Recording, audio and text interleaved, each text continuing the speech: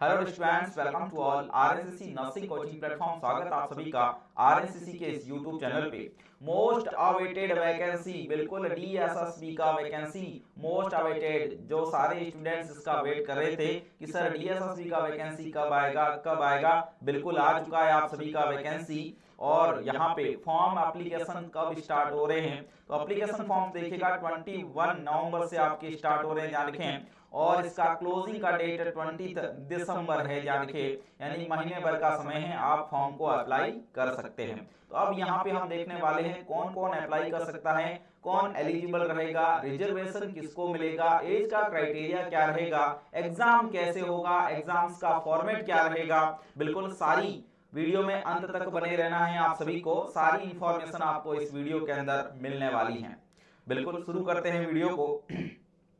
तो बिल्कुल जैसा कि आपको बताया कि वैकेंसी आ चुकी है, तो टोटल नंबर ऑफ वैकेंसी कितना है सर, बहुत बड़ा पीडीएफ है, हमें ये बता दीजिए नर्सिंग का वैकेंसी कहाँ है। तो नर्स ग्रेड ए के नाम से जो आपकी वैकेंसी है, ध्यान रखिएगा, नर्स ग्रेड ए। तो यहाँ नर्स ग्रेड ए यानी कि जो नर्सिंग ऑफिसर का वैकेंसी है उसका नाम यहाँ पे नर्स ग्रेड ए रखा है, ध्यान रखें। और यहाँ पोस्ट कोड जरूर याद रखें, इस वैकेंसी में बहुत सारी वैकेंसीज हैं, तो पोस्ट कोड अपना जो रहेगा 90/23 है, ये जरूर ध्यान रखें।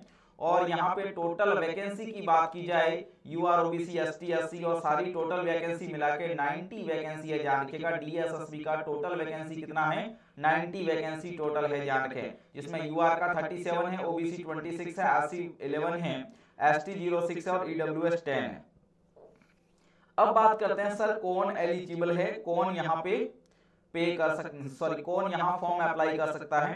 तो फॉर्म अप्लाई करने के लिए आपको पता है यहाँ पे एसेंशियल इन्होंने जो बताया है क्या होना चाहिए, मैट्रिक और डिप्लोमा इन जीएनएम बोला है, बीएससी भी अप्लाई कर सकते हैं, ध्यान रखिएगा, ऐसा नहीं कि सिर्फ जीएनएम अप्लाई कर सकते हैं, BSc nursing candidate can also apply, जरूर ध्यान रखें।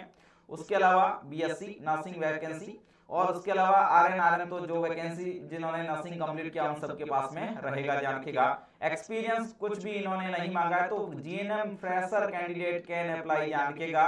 जीएनएम फ्रेशर कैंडिडेट्स के लिए डीएसएसबी का वैकेंसी जिसमें एक्सपीरियंस बिल्कुल भी नहीं मांगा गया है, तो जीएनएम फ्रेशर्स यहाँ पे अपना अप्लाई कर सकते हैं, ध्यान रखिएगा, ठीक है ना। तो कोई एक्सपीरियंस का नीड नहीं है इस वैकेंसी में, ये जरूर ध्यान रखें, ठीक है। ओके, अब पे स्केल क्या रहेगा, पे स्केल की बात करें वही है जो एम्स का है, ध्यान रखिएगा। यहाँ 44900 से लेके 1,42,400 यहाँ रहेगा। लेवल 7 का पे स्केल रहेगा, वही है जो पहले 9300 था, अब रिवाइज होके ये पे स्केल रह गया है, ध्यान रखिएगा। जो ग्रुप बी नर्सिंग ऑफिसर्स को मिलता है वही सारा एम्स में, सेंट्रल गवर्नमेंट में, और यहाँ पे भी सेम है, ध्यान रखिएगा। तो उतना ही सैलरी मिलेगा जितना एम्स का सैलरी रहता है, और इसमें कुछ अलाउंस वगैरह भी अच्छे से रहते हैं, ध्यान रखिएगा, डीएसएसबी में, है ना। ओके, एज की लिमिट की बात करें सर, एज लिमिट क्या रहेगा, तो एज लिमिट यहाँ 18 to 32 ईयर्स तक का रहेगा, ध्यान रखें। उसके अलावा जी यहाँ पे अकॉर्डिंग टू 7 पैरा, अपन जब यहाँ जो पीडीएफ का फॉर्मेट देखेंगे तो उसमें जो पैरा 7 है उसमें बिल्कुल एज रिलैक्सेशन है कि कौन कौन सी कैटेगरी को एज का रिलैक्सेशन दिया गया है, वहां सब कुछ मेंशन है, आप बहुत अच्छे से देख सकते हैं, ध्यान रखिएगा, है ना। ओके, तो सैम एम्प्लॉय जो कॉन्ट्रैक्ट बेसिस पे है यहाँ पे डीएसएसबी है, उनको भी यहाँ कुछ रिलैक्सेशन है जो आप बिल्कुल पीडीएफ को बहुत अच्छे से रीड कर लीजिएगा, चलेगा। और आगे बात करते हैं और क्या रहेगा सर, रिजर्वेशन किन किन को दिया गया है।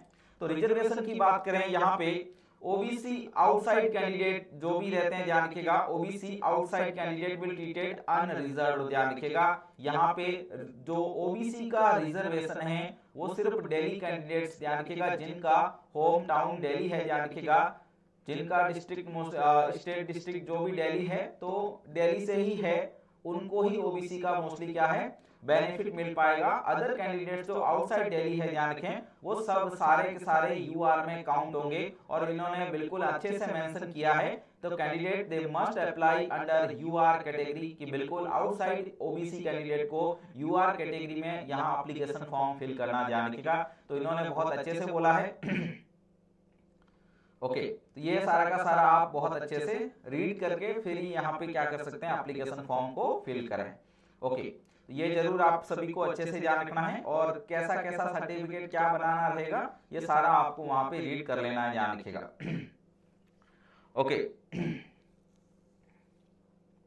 आगे बात करते हैं यहाँ एज रिलैक्सेशन का। तो एज रिलैक्सेशन यहाँ पे कितना कितना है, ST SC OBC PWBD है ना, ये सब के लिए आपको देख लेना है 5 ईयर्स 3 ईयर 10 ईयर्स यहाँ पे सबका अलग अलग यहाँ पे दे रखा है। उसके अलावा जो सेंट्रल गवर्नमेंट इंस्टीट्यूट के अंदर काम करते हैं, ध्यान रखिएगा सेंट्रल गवर्नमेंट इंस्टीट्यूट में, और उनको काम करते हुए 3 ईयर्स कंप्लीट हो चुके हैं, तो उनको यहाँ पे 5 ईयर्स का यहाँ पे एज का रिलैक्सेशन मिल जाएगा। ये यहाँ पे जरूर ध्यान रखें, है ना। बिल्कुल, जिनका ऑलरेडी सेंट्रल गवर्नमेंट में 3 ईयर कंप्लीट हो चुके हैं तो उनको 5 ईयर का क्या मिलेगा, एज का रिलैक्सेशन मिल जाएगा, ध्यान रखें, ठीक है। चलेगा, बहुत बढ़िया।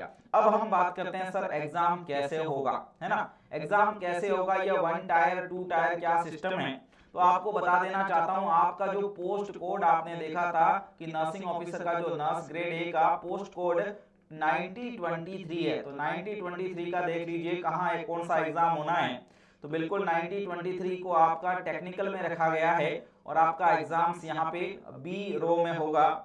और एग्जाम जो है देखिएगा टाइम ड्यूरेशन रहेगा 2 आवर्स का, बिल्कुल 2 आवर्स का टाइम ड्यूरेशन रहेगा। टोटल MCQ रहेगा 200।